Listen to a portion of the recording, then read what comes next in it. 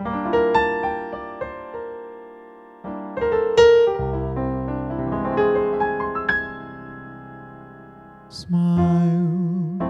though your heart is aching. Smile, even though it's breaking. Although a tear may be ever so near, that's the time we must keep on trying. Smile, what's the use of crying? You'll find that life is still worthwhile if you just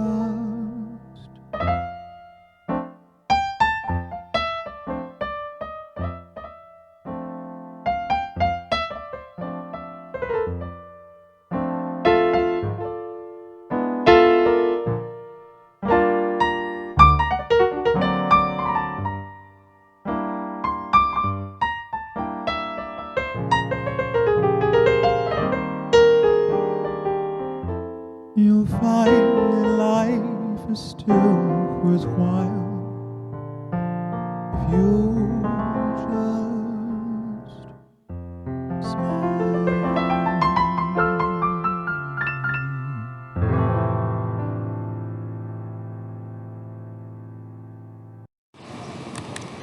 Why do we have Easter? It has for many years marked the rebirth of the spring, of the return of light and the warmth of the sun after a long, cold, and dark winter. Spring brings the sprouting of plants and the births of baby animals.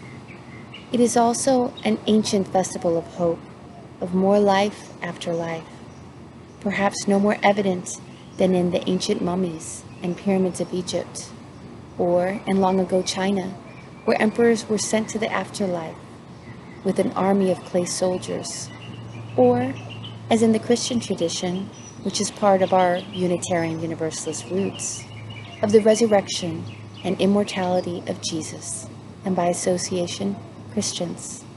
These are all stories, and today we will focus on story as a most powerful human way of communication of what is most important to us.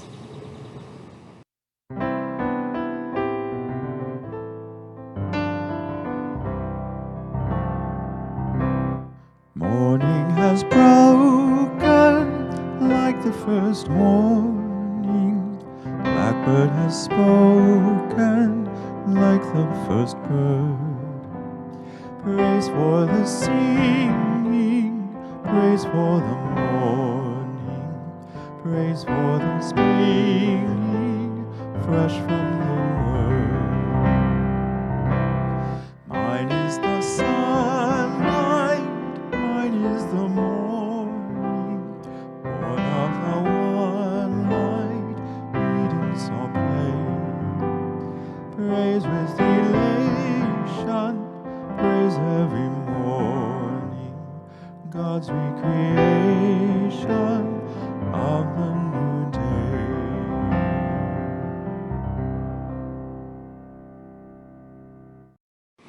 Good morning.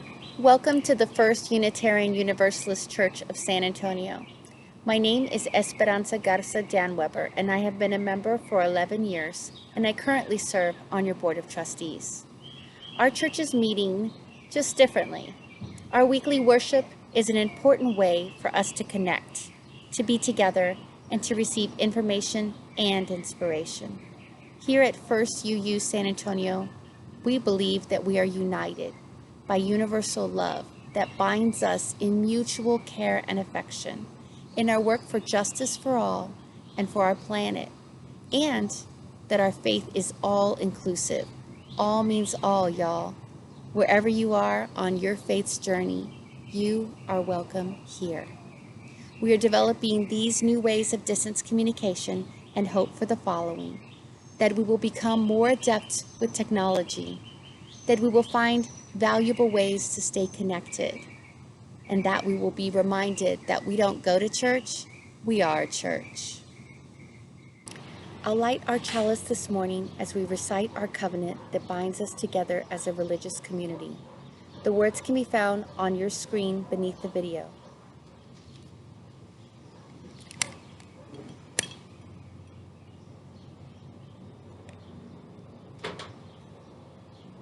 Love is the doctrine of this church, the quest of truth its sacrament, and service its prayer.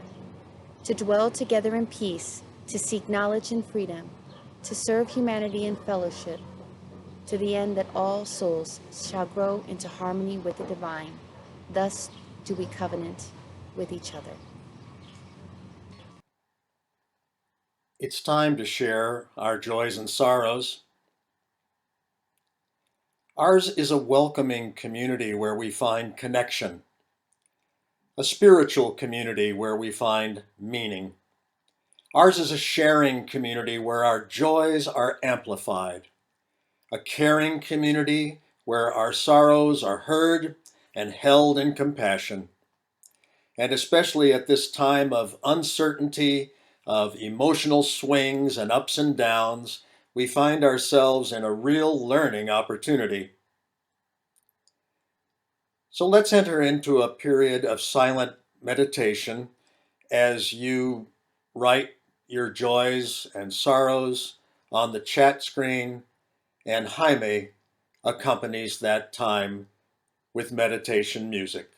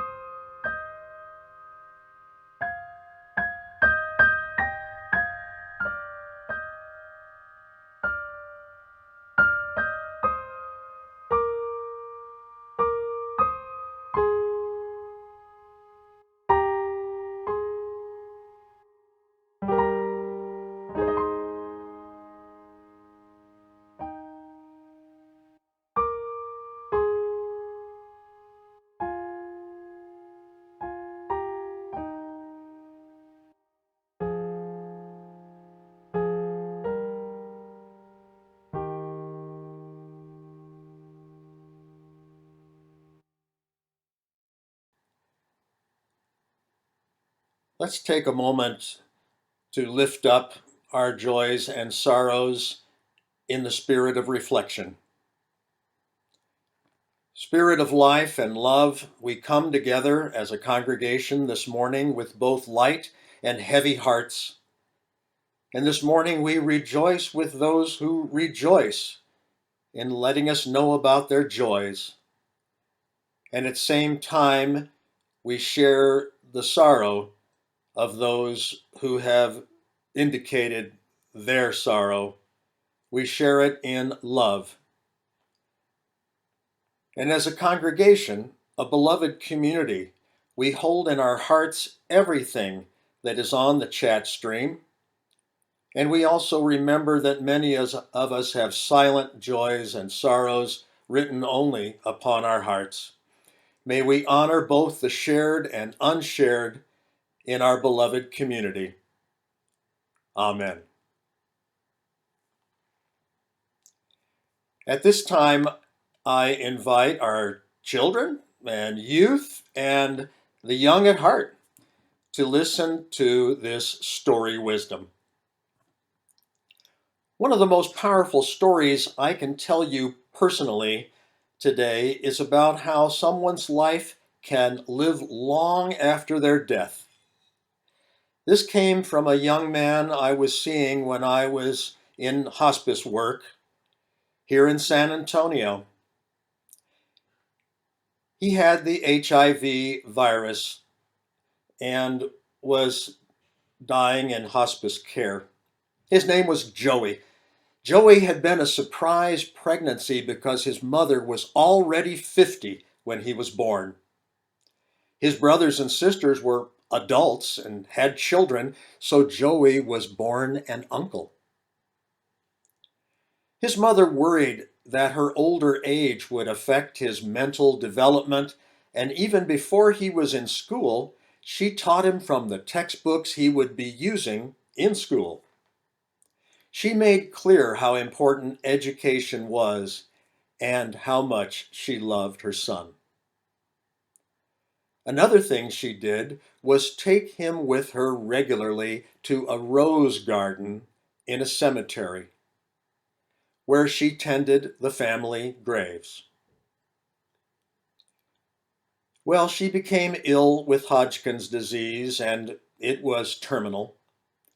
And recognizing the vulnerability of her young son, perhaps in particular sensing that he was gay and growing up in a small central Texas town, she gave him a source of strength to draw upon. She took him to the cemetery and she told him, "You can find me here whenever you need me." Joey told me, "She died when I was 10, and I needed her very often at first, and I thought a lot about what she would do. And her voice became my voice. And that is how I got her courage and wisdom." And he told me, even though I don't live near that little town anymore, I still have her memory with me, and I recall her whenever I see a rose garden. I can be with her just by thinking of her and holding her in me. The gift I got from that young man's story expresses the beauty and the hope of Easter. I hope you too can find beauty and hope today as we celebrate Easter. Thank you for listening. It's time now for our invitation to generosity. We Unitarian Universalists know that the story of evolution is not yet over. Evolutionary change at all levels, cosmic, planetary, all life, all culture, will continue into the future. And we humans bear a responsibility for how the story will continue on our planet. So in support of our own evolving congregation, its many interests, the things that we're doing to support one another and our larger community, especially during this time of COVID, the offering will now be given and received. You may make an offering on our online giving portal through the link on the screen.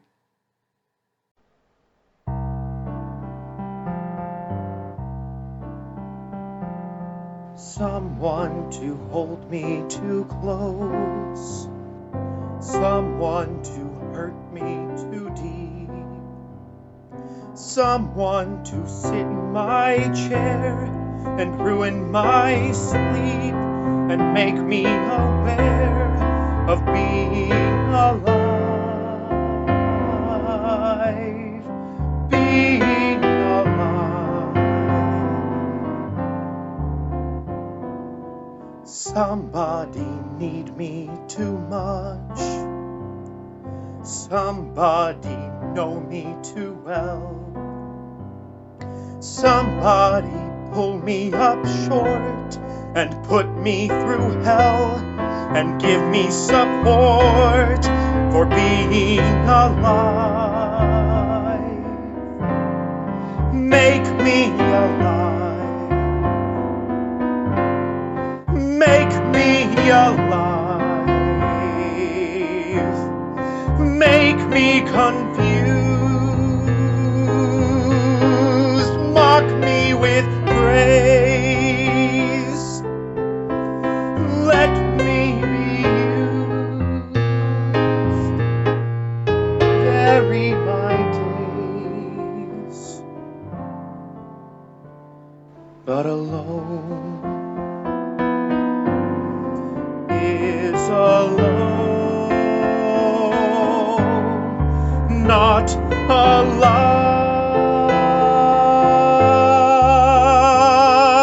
Somebody crowd me with love, somebody force me to care, Somebody let me come through. I'll always be there, as frightened as you, to help us survive. Being alive. Being alive. Being alive.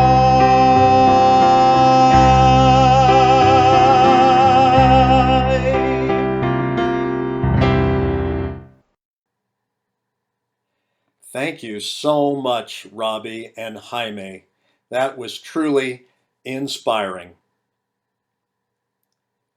Let's wrap up the offering right now with these words.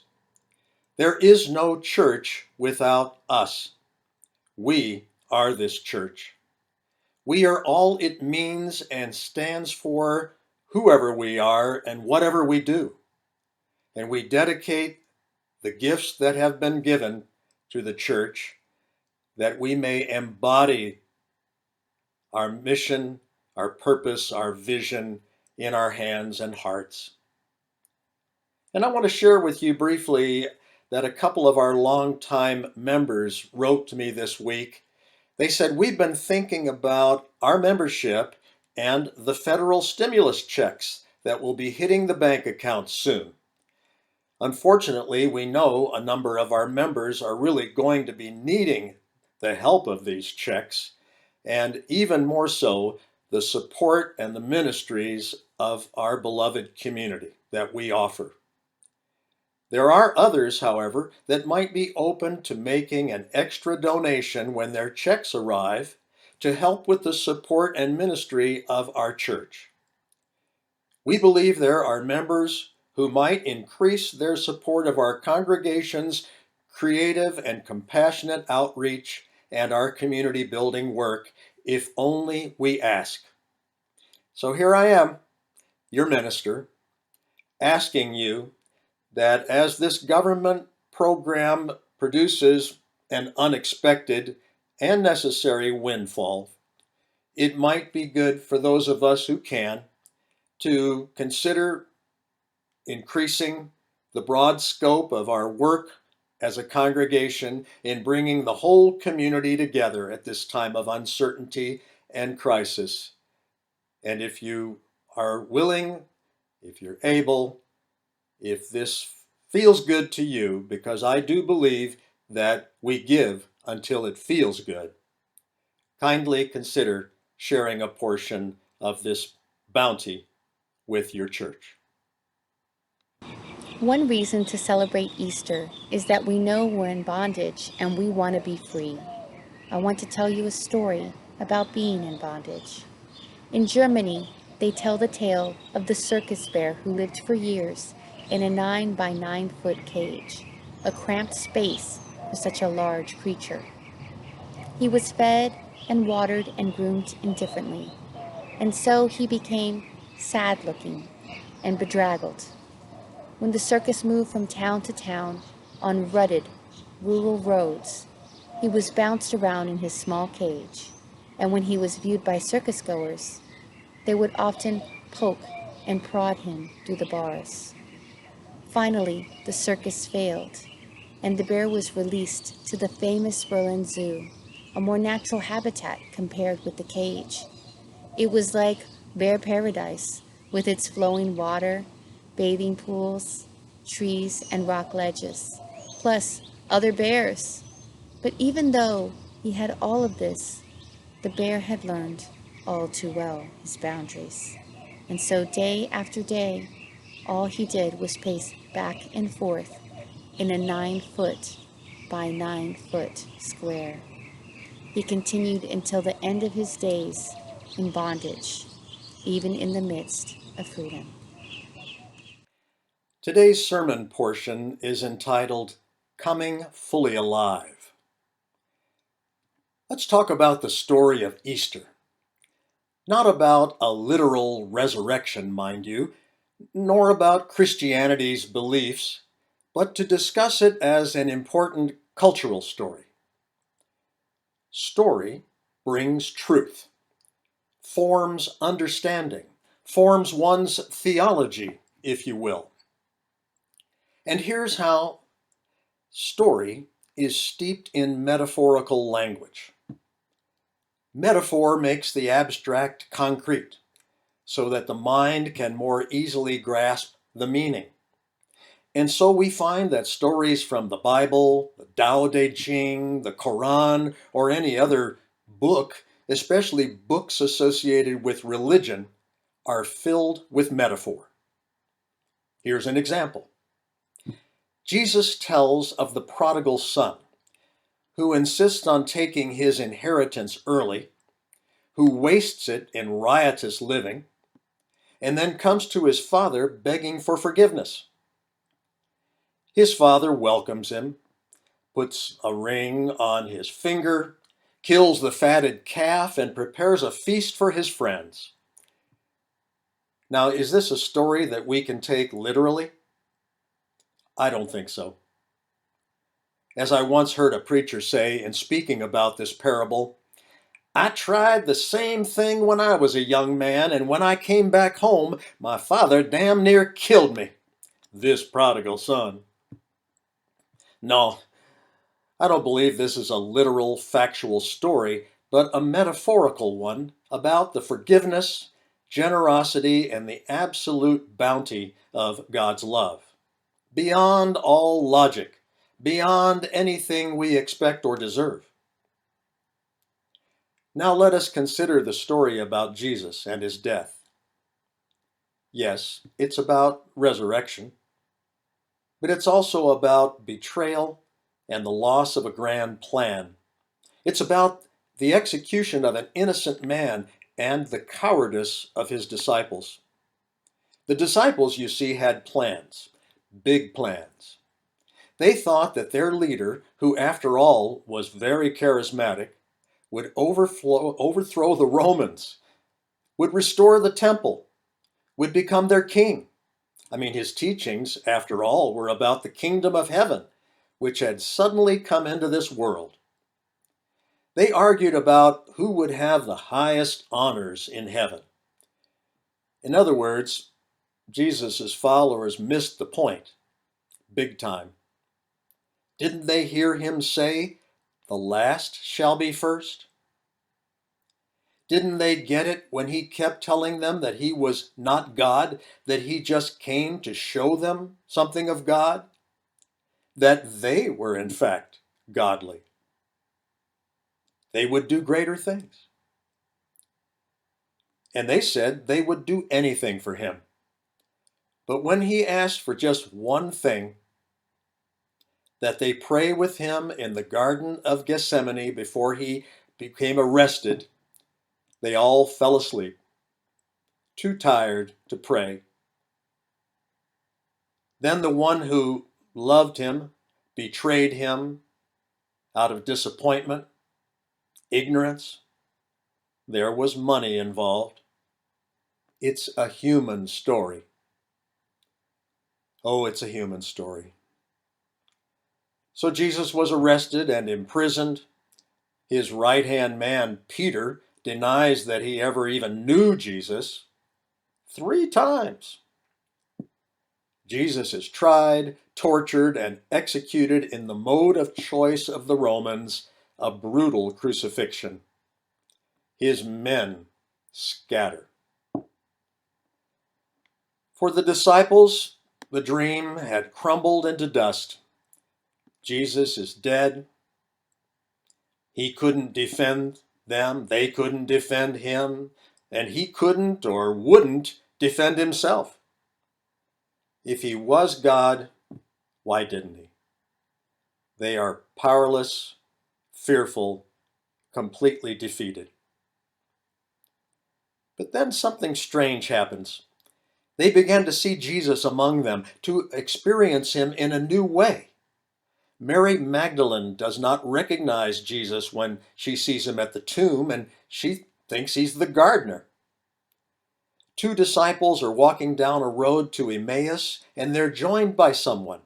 And they go along for 7 miles, and yet do not recognize him as Jesus until they stop for food. He blesses their meal and then vanishes. This resurrected Jesus tells his disciples that they have a mission. They are to witness to the power of love, to let people know of a love that is more lasting than death, more lasting than an earthly kingdom. That is very powerful. Frightened and feeling grossly ill-prepared, they know there is something about this risen Jesus that has changed them and that has given them new strength, purpose, and clarity that they never had before. They're not naive.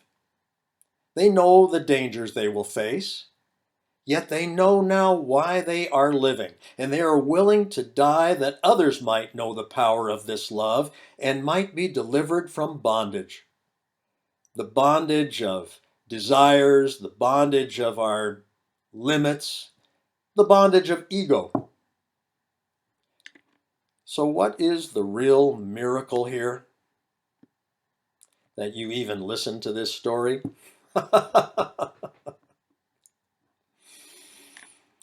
No, it's about someone coming back from the dead.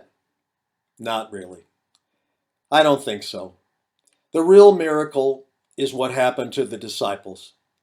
They were delivered from their preoccupation with their small selves, from their egotistical plans, to a larger purpose. They can give themselves now to love, with a capital L. And that's the real miracle. It happened to them, and I'm telling this story once again this morning, a couple of thousand years later, as it's been told many times, because I want us to hear that it can happen in us too. And that's why we tell the story of Easter, to be reminded that we can be reborn to our better selves.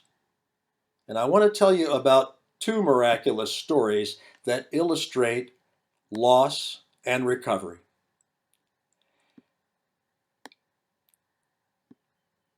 There was a man who had been abandoned by his father, for he was what we used to call an illegitimate child, as if any child could ever be illegitimate.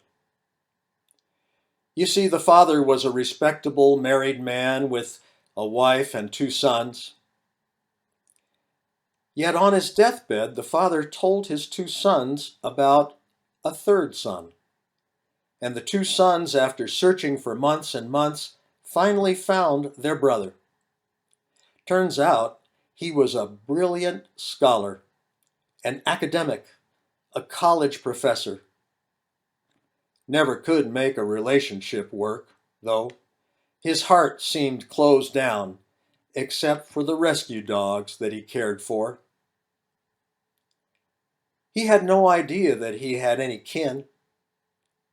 But soon the three brothers began to see one another from time to time, and now they stay in touch regularly.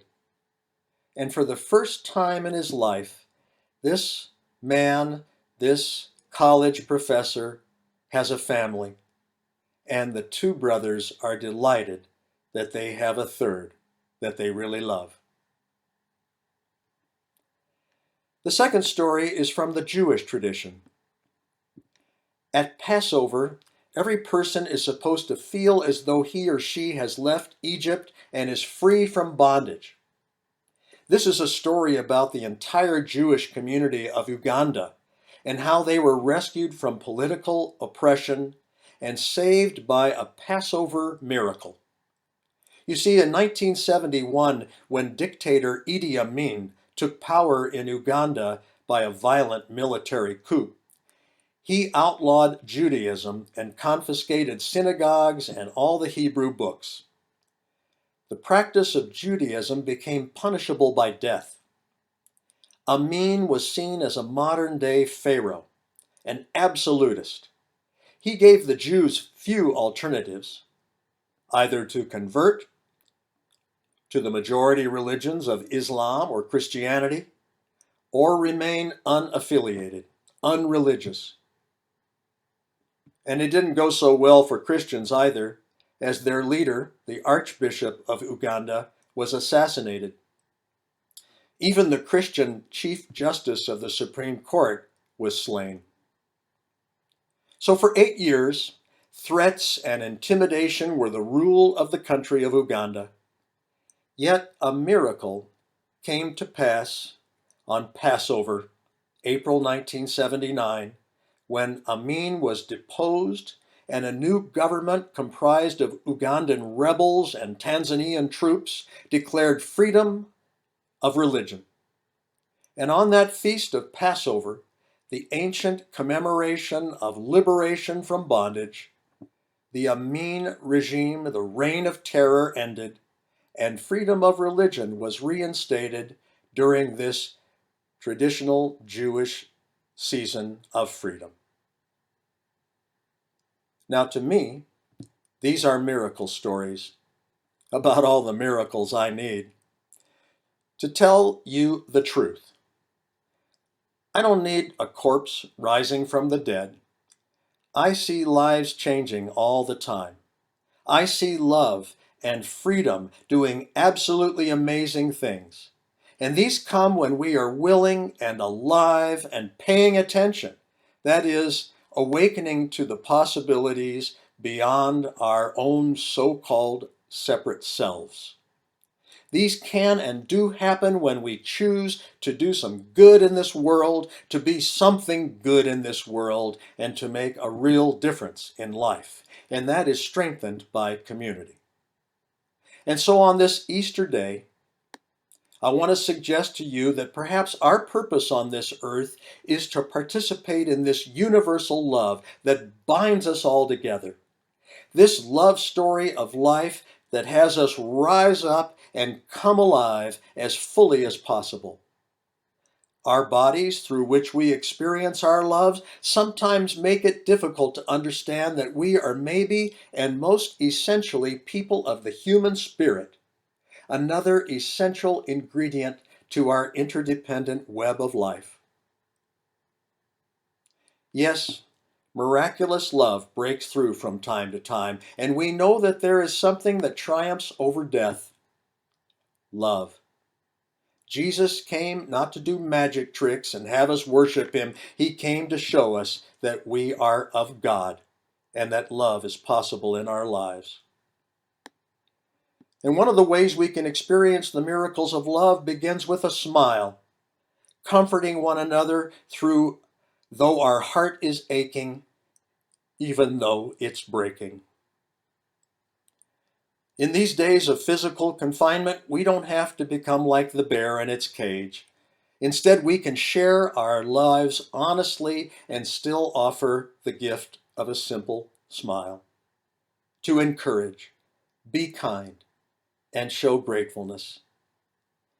Today, I invite you to give your smile to those with whom you share your life, those under your roof, those you see on Zoom or on FaceTime, to those who serve you in so many ways through healthcare, food to take out, at the grocery store, at the gas pump, everyone you meet. We're going to get through this time of COVID together. Remember to smile.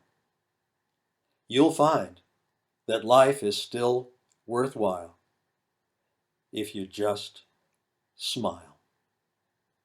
Happy Easter and happy spring. And so we extinguish our flame.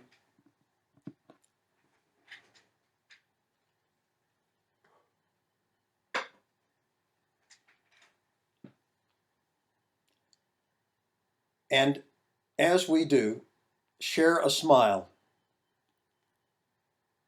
a message that we convey that we still believe that life is worthwhile.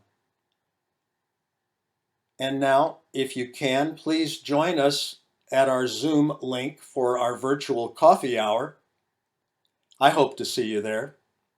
And for those who cannot participate, stay well. We are here for you. Please keep in touch. Blessed be.